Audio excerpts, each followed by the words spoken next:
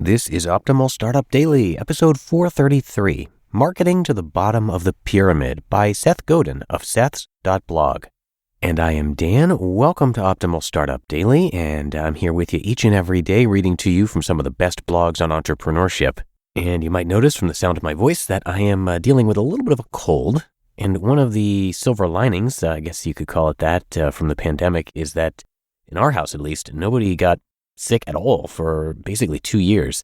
But it's amazing how quickly those colds come back into play when the kids are back in school. And this one is definitely making its way through the family. So I apologize if I'm a little bit congested here for the next few days. But with that, we're going to get right to our post for today as we optimize your life. Marketing to the Bottom of the Pyramid by Seth Godin of seths.blog. Part 1. The bottom is important. Almost a third of the world's population earns $2.50 or less a day. The enormity of this disparity takes my breath away, but there's an interesting flip side to it. That's a market of more than $5 billion a day. Add the next segment, $5 a day, and it's easy to see that every single day, the poorest people in the world spend more than $10 billion to live their lives. Most of that money is spent on traditional items purchased in traditional ways. Kerosene, rice, basic medicines if you can afford them or if death is the only alternative. And almost all of these purchases are inefficient. There's lack of information, high costs because of a lack of choice, and most of all, a lack of innovation. There are two significant impacts here. First, the inefficiency is a tax on the people who can least afford it. Second, the side effects of poor product are dangerous. Kerosene kills, and so does dirty water. Part 2. The bottom is an opportunity for both buyer or seller.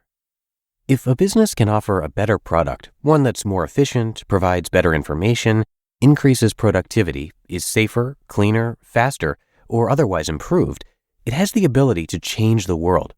Change the world? Sure, because capitalism and markets scale. If you can make money selling someone a safer item, you'll make more and more until you've sold all you can. At the same time, you've enriched the purchaser who bought something of her own free will because it made things better. Not only that, but engaging in the marketplace empowers the purchaser. If you've got a wagon full of rice as food aid, you can just dump it in the town square and drive away. You have all the power. But if you have to sell something in order to succeed, it moves the power from the seller to buyer. Quality and service and engagement have to continually improve, or the buyer moves on. The cell phone, for example, has revolutionized the life of billions in the developing world. If you have a cell phone, you can determine the best price for the wheat you want to sell. You can find out if the part for your tractor has come in without spending 2 days to walk to town to find out. And you can be alerted to weather, etc. Productivity booms. There's no way the cell phone could have taken off as quickly or efficiently as a form of aid. But once someone started engaging with this market, the volume was so huge it just scaled. And the market now competes to be ever more efficient. Part 3. It's not as easy as it looks. And here's the kicker. If you're a 10th generation subsistence farmer, your point of view is different from someone working in an R&D lab in Palo Alto. The moral economy of the peasant makes this argument quite clearly. Imagine standing in water up to your chin. The only thing you're prepared to focus on is whether or not the water is going to rise 4 more inches.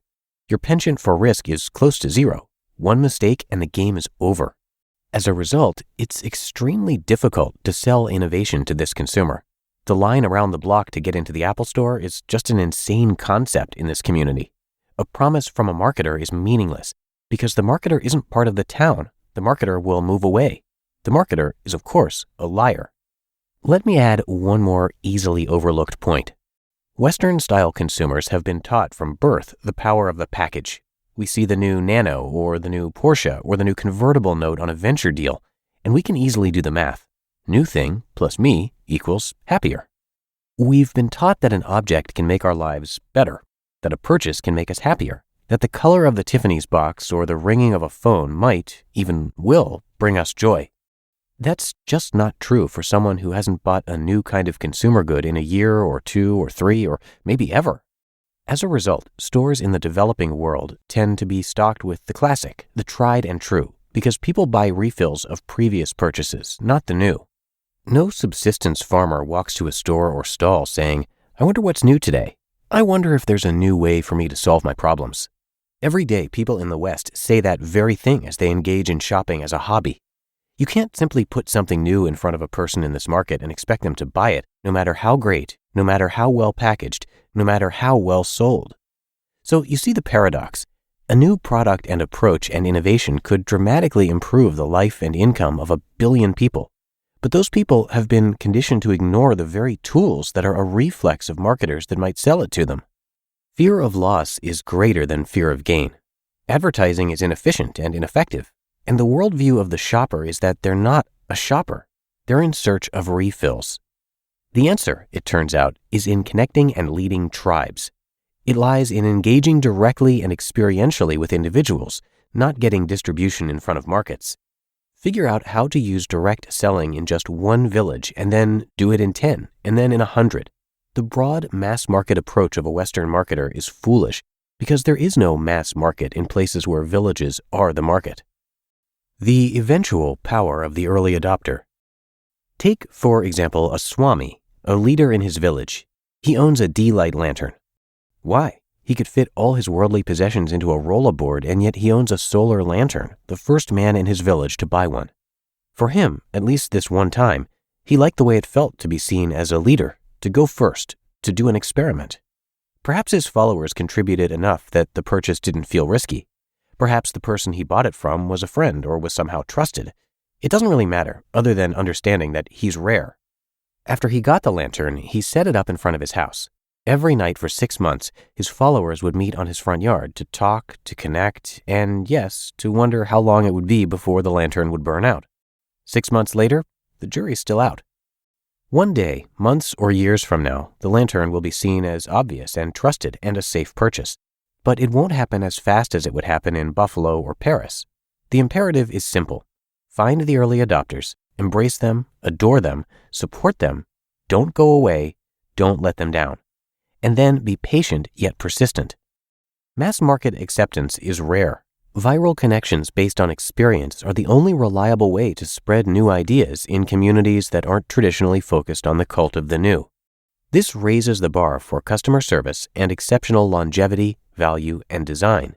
It means that the only way to successfully engage this market is with relentless focus on the conversations that tribe leaders and early adopters choose to have with their peers. All the tools of the Western mass market are useless here. Just because it is going to take longer than it should doesn't mean we should walk away. There are big opportunities here for all of us. It's going to take some time, but it's worth it.